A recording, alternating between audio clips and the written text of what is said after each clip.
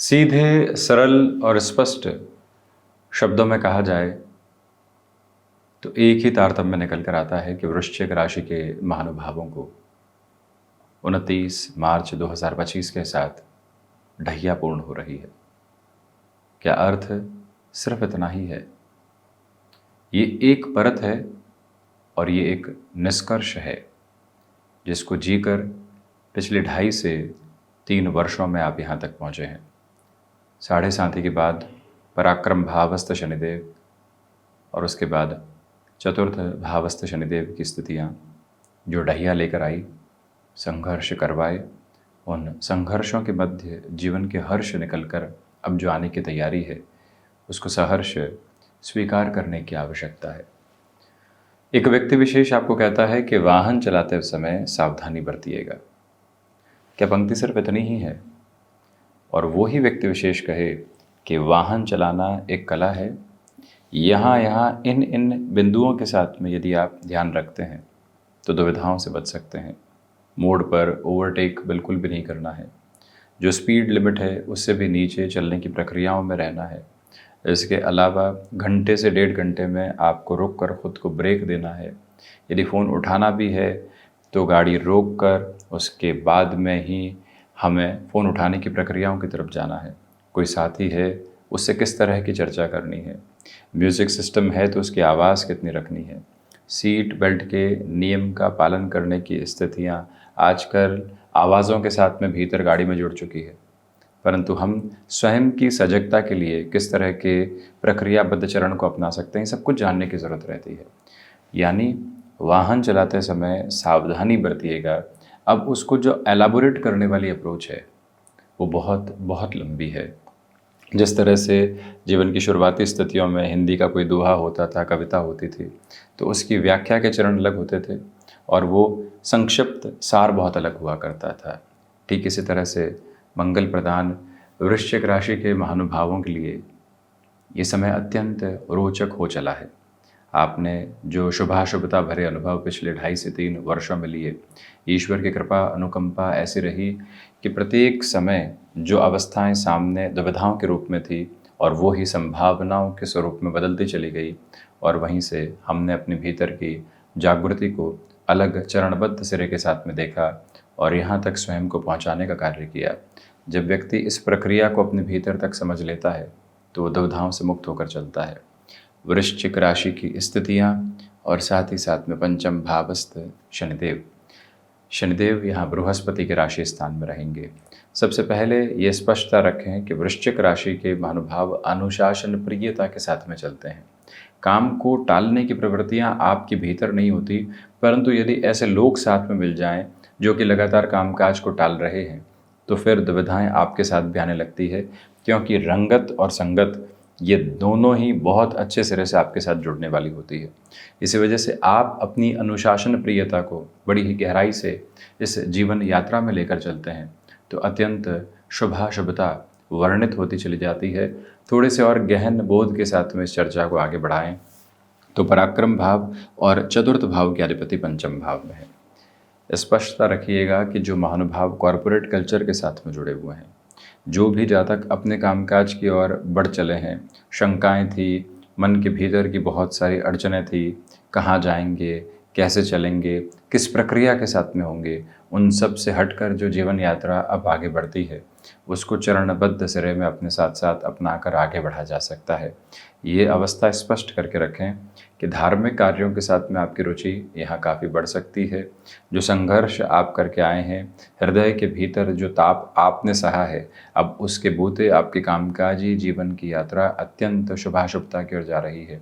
पुनः इस बात से घबराहट की आवश्यकता नहीं कि पंचम भावस्थ शनिदेव रहेंगे। कई बार व्यक्ति आगे से आगे स्वयं को डर के सिरों के साथ में जुड़ता है।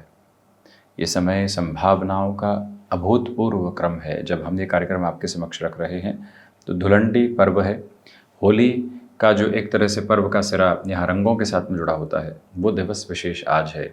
यही स्वीकार कीजिएगा कि 2.5 से 3 वर्षों ने जीवन के कई रंग बिखेरे, परंतु अब उन रंगों की आभा के साथ में ये जो पूरा ही आभा मंडल है ये रंगीन हो चुका है और उसकी सहज स्वीकारोक्ति के साथ में हम हैं।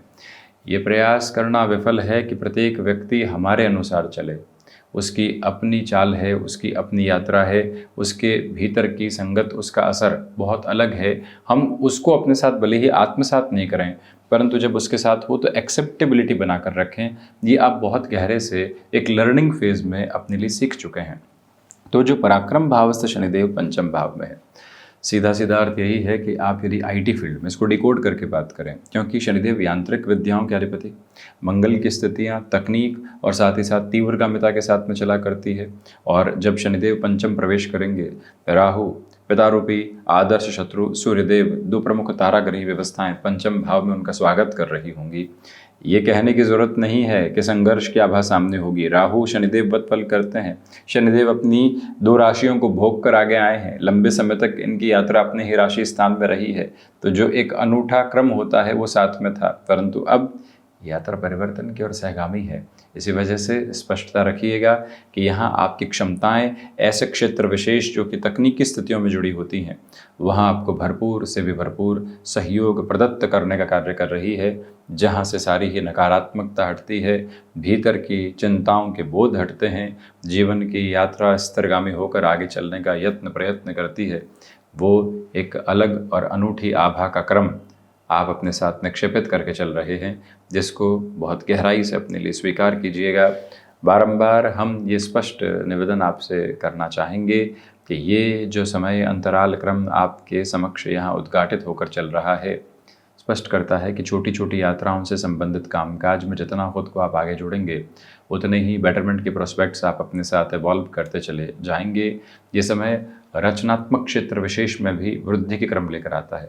अब सबसे महत्वपूर्ण बात, जो महानुभाव लंबे समय से जॉब में चेंजेस की तरफ नहीं जा पा रहे थे, फ्रस्ट्रेशन में थे, किसी कारण वशात आपको प्रेशर की वजह से नौकरी छोड़नी पड़ी क्योंकि नौकरी जीवन से बड़ी नहीं है, अब पुनः जो आजीविका चलानी है, पूरे परिवार को संभालना है, उसके लिए व्यवस्थाएं जो नहीं हो पा रही थी, आप बहुत स्पष्ट कीजिएगा कि पंचम भाव में शनिदेव सूर्य राहु की स्थितियां जो अभी कुछ समय के लिए साथ साथ रहेगी और 14 अप्रैल तक का जो समय रहेगा 29 मार्च से, वो अत्यधिक महत्वपूर्ण कहा जाएगा। अगर हम लॉन्गर टर्म के बेसिस की बात करते हैं तो शनिदेव का पंचम भावस्थ होना, बृहस्पति के राशि स्थान में होना, यदि व्यक्ति जिज्ञासु हो जाए, सीखना चाहे, रोचकता की पनपी हुई निगाह के साथ में जीवन को देखने का यथेष्ट प्रयत्न करे, तो उसके लिए ये अवस्था और ज़्यादा बेहतर होती चली जाती है। यानी कि लाइफ का जो भी फेज़ हो, वो आपको लर्निंग के प्रोसेस की तरफ बड़ी ही गहराई के साथ में इवॉल्व भी कर रहा है और अटमोस्ट पॉजिटिव बेसिस के साथ में क्यूमुलेशन में एक अलग लेवल भी एस्टेब्लिश करके दे रहा है, जहाँ से रुकने और थकने की गुंजाइशें आपके लिए बिल्कुल भी नहीं रह जाती हैं। हम थोड़ा सा और गहन बोध के साथ में विचार करने की प्रक्रियाओं के साथ में हों, तो ये स्पष्टता रखिएगा कि पराक्रमेश पंचम भाव में बृहस्पति राशि स्थान में है।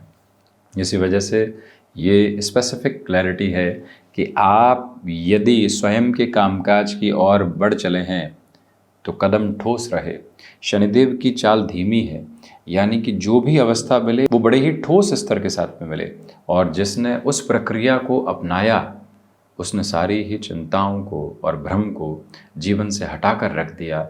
ये तीव्रगामी ऊष्मा और ये ताकत पराक्रम आपके साथ साथ निक्षेपित है। अब जो यहाँ योग कारक स्थिति बन रही है, ये बड़ी ही अद्भुत अवस्था है। देखिए, जब भी 10th हाउस की लॉर्डशिप 9th में हो, यानी कि कर्म का प्रभाव भाग्य के साथ हो, भाग्य का प्रभाव यदि कर्म के साथ हो, वहीं चतुर्थ यानी भूमि और सुख भाव के अधिपति का प्रभाव जब पंचम के साथ हो, इसको भी योग कारक अवस्था कहा जाता है। शनिदेव चतुर्थेश होकर पंचम भाव में है, सम राशि स्थान में है, तीसरी दृष्टि से मित्र राशि स्थान को देख रहे हैं, सातवीं दृष्टि से मित्र राशि स्थान को देख रहे हैं, 10वीं जो नवग्रही व्यवस्था में सबसे दूरस्थ दृष्टि है उससे भी शनिदेव बृहस्पति के मूल त्रिकोण को देख रहे हैं। यानी धन भाव के साथ में इनकी संचालित स्थितियां बहुत अच्छे से वर्णित होकर चल रही है। इसलिए ये स्पेसिफिक क्लैरिटी आप अपने साथ बनाइएगा कि आपके लिए यहाँ जो आपकी क्षमताएं हैं, भूमि से संबंधित कामकाज की स्थितियां हैं, कोई भी ऐसा कामकाजी सिरा है जो व्यक्ति विशेष के साथ में आगे की ओर अग्रगामी होकर उसको नए संचालित क्रम देने वाला होता है। यानी कि नेटिव के साथ में जुड़ी हुई जो जो प्रोबेबिलिटीज़ और पॉसिबिलिटीज़ है वो आपको बहुत आगे बढ़ा रही है। आपने जोखिम लिया है पैसिव इनकम सोर्स को डेवलप करने का, गृहस्थ पक्ष को वहाँ साथ में जोड़ा है। आप देखिए कि जो मोटिवेशन का लेवल है शनिदेव की तीसरी दृष्टि से जो सप्तम भाव पर, गृहस्थ भाव पर, तृतीय केंद्र पर इनका जो आधार रहेगा, द्वितीय केंद्र प्रथम उपचय और स्वयं द्वितीय त्रिकोण से रहकर तृतीय केंद्र को जो देखने वाले होंगे। ये थोड़ा सा टेक्निकल एस्पेक्ट है परंतु समझने की जरूरत है। यहाँ से जो गृहस्थ पक्ष को आप मोटिवेट करते हैं वहाँ से जो पॉसिबिलिटीज़ और प्रोबेबिलिटीज़ निकल कर आती है वो आपके लिए सिमेट्री लेकर आती है। प्रत्येक से लड़ लिए, बहस हो गई तो कौन अपना रहा, किससे बात करेंगे, प्रत्येक को अपना लिया, अगले ने बहस करने की कोशिश की, आलोचना करने की कोशिश की, विद्रोह करने की कोशिश की, उसको पी लिया बड़ी सरलता से और जी लिया जीवन को। तो वो अवस्था साथ साथ है। कई बार ट्रैफिक जैम में फंसकर हॉर्न बजाते रह जाना, नाकाम स्तर है उस ट्रैफिक जैम को पार करने का। राह बदलनी पड़ेगी या फिर इंतज़ार करना पड़ेगा या इतना प्रोएक्टिव रहना पड़ेगा कि आज जिस रूट से जा रहा हूँ वहाँ पर यदि ट्रैफिक जैम मिले तो मुझे पहले से अपनी व्यवस्थाओं को संचालित करके रखना है। मैं जा रहा हूँ और हल्की सी कम सुविधा के साथ में कोई ऐसे ट्रांसपोर्टेशन के ऑप्शन को भी अपना लेता हूँ जिसमें लंबे समय से नहीं गया हूँ, तब भी दिक्कत कहाँ है। यही प्रक्रिया है झुकने में, यही अवस्था है स्वयं को आगे बढ़ाने के स्तर के साथ चलने में। और जो इस परिभाषा को अपने भीतर तक निर्धारित करके चल लेता है वो कहाँ अटकता है, कहाँ दुविधाओं में आने वाला होता है, कहाँ स्वयं को किसी भी तरीके की नकारात्मकता के भाव के साथ में जोड़ने वाला होता है।